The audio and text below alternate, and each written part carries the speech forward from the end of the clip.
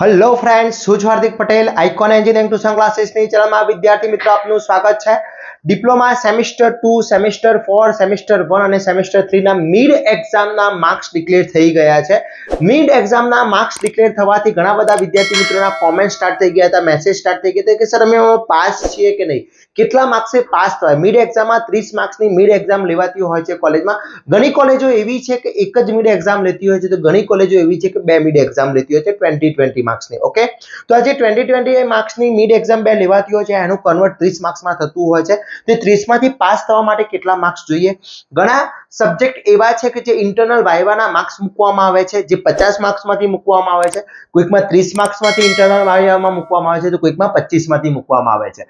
તો આમાં કેટલા માર્ક્સે પાસ થવાય એ અમારે બહુ જ ઇમ્પોર્ટન્ટ વસ્તુ છે. તો એ ઘણા બધા વિદ્યાર્થીના મેસેજ હતા, તો આજે આપણે એના માટેનો વિડીયો બનાવી રહ્યા છે. વિદ્યાર્થી મિત્રો, ચેનલ ઉપર નવા હોય તો ચેનલને સબસ્ક્રાઇબ કરી દેશો, બેલ આઇકોન ઓન કરી દો, જેથી નવા વિડીયો આવે તરત જ નોટિફિકેશન આવી જશે. વિદ્યાર્થી મિત્રો, તમે સેમેસ્ટર 3 ની અંદર પ્રવેશ કરી ચૂક્યા છો, તો સેમેસ્ટર 3 ના ટોટલી કોર્સ આપણા એપ્લિકેશન ઉપર અવેલેબલ છે. હજી સુધી તમે કોર્સ પરચેસ નથી કર્યા તો ડિસ્ક્રિપ્શનમાં લિંક મૂકેલી છે, ત્યાંથી કોર્સ પરચેસ કરી શકો છો. બીજું આપણું એક WhatsApp ગ્રુપ ચાલી રહ્યું છે, હજી સુધી તમે જોઈન નથી થયા તો ફટાફટ જોઈન થઈ જશો, જેની લિંક પણ ડિસ્ક્રિપ્શનમાં મૂકેલી છે. દરેક ઇન્ફોર્મેશન ત્યાં મળતી રહેશે. અને ટેલિગ્રામ ચેનલ આપણી છે, એના ઉપર પણ તમારે જોઈન થઈ જવાનું છે. ઓકે, તો વિદ્યાર્થી મિત્રો, આપણે આજે વાત કરીએ નેક્સ્ટ અહીંયા કે જે પણ તમારા માર્ક્સ મુકાયેલા છે એ માર્ક્સની અંદર મિડ એક્ઝામમાં કેટલા માર્ક્સે પાસ થવાય છે.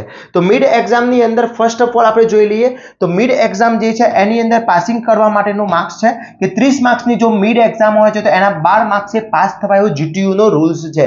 પણ નવા પોર્ટલની અંદર 11 માર્ક્સ એન્ટર કરવામાં આવે છે, 11 માર્ક્સ એન્ટર કરવામાં આવે છે તો એ વિદ્યાર્થી પાસ થઈ જાય છે નવા પોર્ટલની અંદર. ઓકે, હવે આ જે છે હું લાઈવ પ્રૂફ બતાવીશ, કારણ કે ઘણા બધા વિદ્યાર્થી મિત્રો અથવા ઘણા બધાને કન્ફ્યુઝન થતું હોય છે. ઘણા યુટ્યુબ ચેનલ વાળા એમને આપણે ડાયરેક્ટલી કહી દેતા હોય છે કે આ વસ્તુ છે, પણ આપણે પ્રૂફ સાથે બતાવીશું. તો જોઈ લો અહીંયા આ GTU technical Gujarat technology university છે, પાસિંગ ક્રાઇટેરિયા ફ્રોમ MMM, એટલે એનો મતલબ છે મિડ એક્ઝામ છે, યરલી એક્ઝામ છે, એના માર્ક્સ છે. તો ફર્સ્ટ ઓફ ઓલ અહીંયા જે રેશિયો છે એ રેશિયોની આપણે વાત કરી લઈએ. જે રેશિયો તમારો એ બતાવેલો છે એની અંદર કે જો તમારી યરલી એક્ઝામ એટલે 70 માર્ક્સની એક્ઝામ હોય તો એમાં 35% હોવા જરૂરી છે, 35%. એટલે 70 માર્ક્સની એક્ઝામ હોય તો 23 માર્ક્સ કમ્પલસરી છે. એ જ રીતે મિડ એક્ઝામ 30 માર્ક્સની હોય તો 12 માર્ક્સ કમ્પલસરી છે. અને એ જ રીતે તમારા જો લાસ્ટ 50 માર્ક્સના ઇન્ટરનલ માર્ક્સ હોય તો એમાં 40% એટલે કે 20 માર્ક્સ લાવવા જરૂરી છે. તો આ વસ્તુ GTU નું સર્ક્યુલર છે. પણ નવા પોર્ટલની અંદર વાત કરીએ, ન્યૂ પોર્ટલની અંદર 12 માર્ક્સે પાસ થવાની જગ્યાએ 11 માર્ક્સ હશે તો તમે પાસ થઈ શકો છો, કારણ કે માર્ક્સ 12 હોવા જરૂરી છે. પાસિંગ માર્ક્સ તમારી કોલેજમાં જ્યારે મિડ એક્ઝામ હોય ત્યારે તમે 12 થી નીચા માર્ક્સ હોય, 12 થી ઓછા માર્ક્સ હોય તો તમે ફેલ ગણાવો છો. આ વસ્તુ છે. ઓકે, એ જ પ્રમાણે 25 માંથી 11 માર્ક્સ, 30 માંથી 15 માર્ક્સ અને 50 માંથી 20 માર્ક્સ આ કોલેજના ઇન્ટરનલ માર્ક્સ છે. હવે ઘણા બધા વિદ્યાર્થી મિત્રોને અહીંયા AB લખેલો આવે છે. AB નો મતલબ થાય છે એબ્સન્ટ. એમને કોઈ પણ ટાઈપનો ત્યાં એમને એના જે સબમિશન આવે છે, એના મિડ એક્ઝામ હશે અથવા સબમિશન હશે, એની અંદર તમે પૂરેપૂરો એનું ડોક્યુમેન્ટ જમા નહીં કરાવ્યા હોય, એનું સબમિટ નહીં કરાવ્યું હોય, વર્ક તમારું સબમિટ નહીં કરાવ્યું હોય તો ત્યાં એબ્સન્ટ પણ લખીને આવી શકે છે.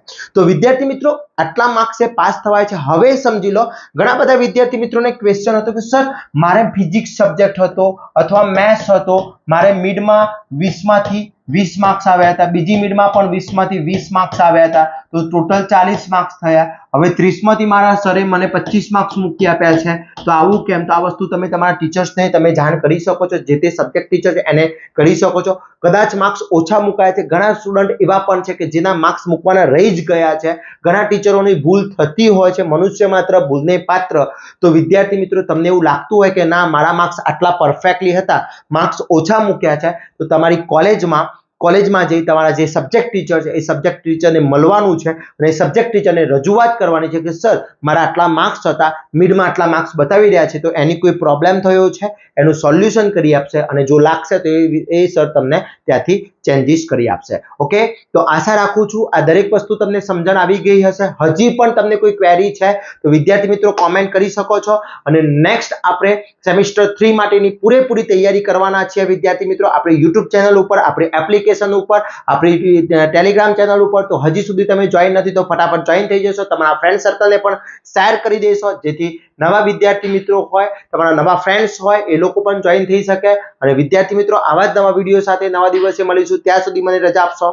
જય હિન્દ, જય ભારત.